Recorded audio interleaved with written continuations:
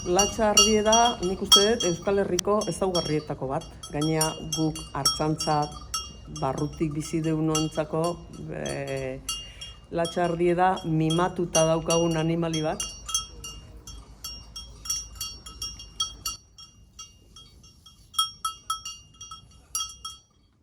Nik uste dut urte askon hartzaiek marketingik gutxi induela.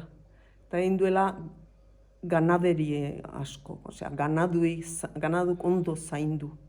Zeratik, eantzako ganadu zaintzea zan lehenengo gauza. Ganadu oain etortzen die eta esaten dio, bienestar animal, ez daki zer, hori hartzaiek betiti egin do. Hartzai ona izan danak, animali maite izan ditun.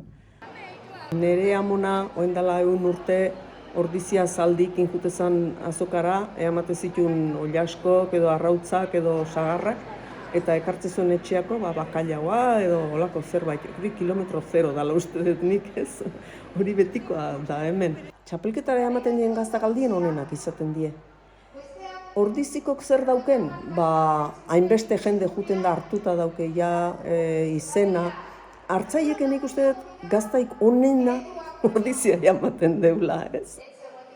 Eta kompetentzia gu oso ondo ematen geha hartzaiek, danakin. Gu danakin eta irabazten dona zoriontzen deu danok eta asko pozten geha, benetan hartzaiek harreman ona daukeu. Gu hor gabiltzenak behintzat ez daukeu inungo arazoi. Kompetentzi oso sanoa dala.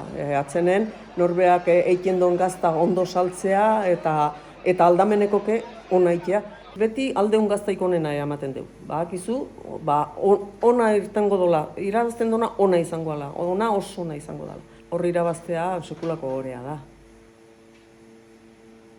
Eta 3 seme eta bat etzeon etxeako.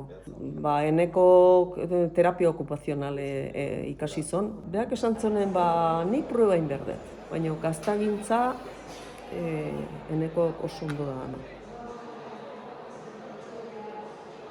Oiburu eneko!